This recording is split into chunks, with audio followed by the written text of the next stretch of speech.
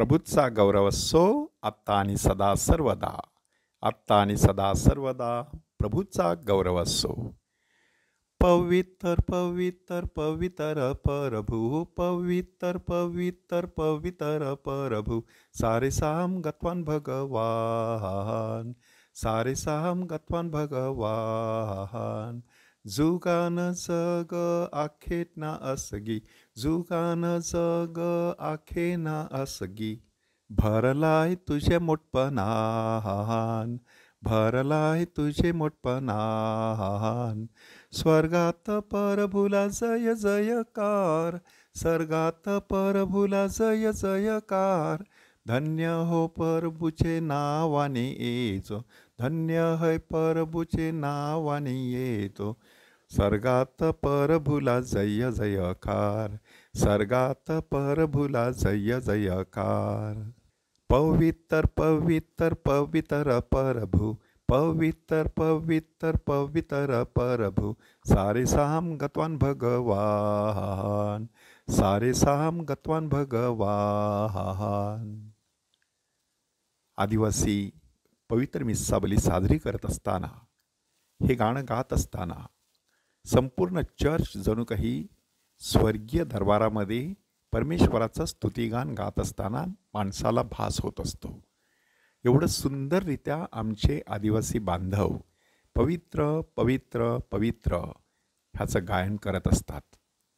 ह्यामध्ये नक्की काय दडलेलं आहे? एक प्रकारचं स्वर्गीय ज्ञान दडलेलं आहे. आणि आजच्या पहिल्या वाचनामध्ये हे ज्ञान कसं असतं त्याची एकूण 21 वैशिष्ट्ये सांगितलेली आहेत. एका बायबल पंडिताला विचारण्यात आलं की 21 वैशिष्ट्ये कशासाठी? आणि त्याने सांगितलं की 7 हा जर परिपूर्ण आकडा असेल तर 7 त्रिक 21 म्हणजे तिप्पट परिपूर्णता ही परमेश्वराकडून मिळणाऱ्या ज्ञानामध्ये दडलेली असते. हे ज्ञान कसं असतं बघा.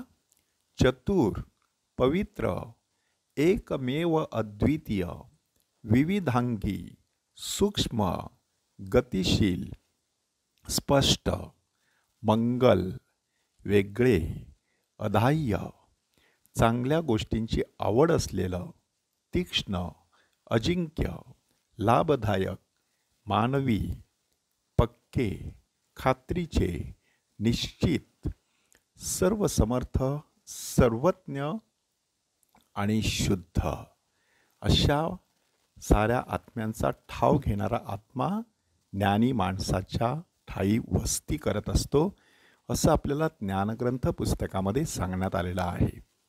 माणूस बऱ्याच वेळेला शरीराचं ऐकत असतो आणि मग शरीराचे चोचले पुरवत राहतो आणि मग त्याला कधीच खरं सुख समाधान मिळत नाही.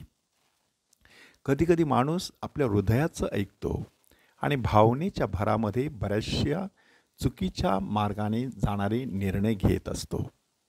परंतु ज्ञानग्रंथ पुस्तक आपल्याला सांगत आहे की विवेक बाळगून विवेकाचा वापर करून योग्य असे निर्णय माणसाने घ्यायला पाहिजेत. तो काय म्हणतो बघा. ज्ञानाच्या सानिध्यात राहणाऱ्या माणसावर देव खचितच प्रेम करतो, कारण ज्ञान सूर्यापेक्षाही सुंदर आहे. तारांगणातील हर एक नक्षत्राहून ते श्रेष्ठ आहे. प्रकाशाची तुलना करता ते अधिक तेजोमय आहे. कारण दिवसानंतर रात्र येतेच, पण दुष्टाई कधीही ज्ञानावर मात करू शकत नाही. हे ज्ञान पृथ्वीच्या एका टोकापासून दुसऱ्या टोकापर्यंत मोठ्या सामर्थ्याने पोहोचत असते. ते साऱ्या गोष्टींची सुव्यवस्था राखत असते.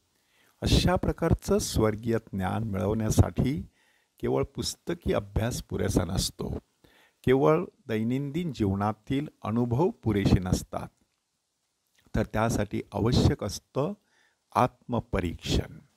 त्यासाठी आवश्यक असतं मनन चिंतन.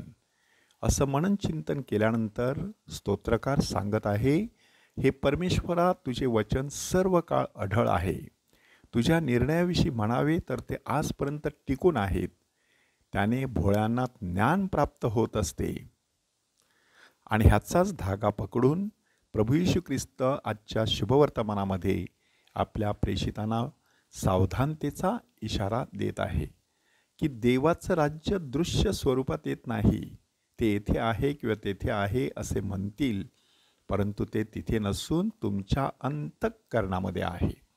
म्हणजे ह्याचा अर्थ असा आहे की परमेश्वराकडून येणारं ज्ञान जर मिळवायचं असेल तर ते बाहेर शोधायचं नाही, आतमध्ये शोधायचं आहे. अविलाची संत तेरेसा हिने त्यासाठी एक दाखला सांगितलेला आहे. त्या म्हणतात की तुमच्या घरासमोर जर तुम्ही सुंदर अशी बाग लावली तर ती बाग तुम्हाला सौंदर्य आणि सुगंध देत असते. येणाऱ्या जाणाऱ्या लोकांना काही क्षण त्या सौंदर्याचा, सुगंधाचा लाभ होत असतो, परंतु तुम्हाला मात्र रात्रंदिवस त्याचा लाभ होत असतो, कारण ती तुमच्या घरासमोर लावलेली आहे. अगदी त्याप्रमाणे अंतःकरणामध्ये सद्गुणांची बाग लावा.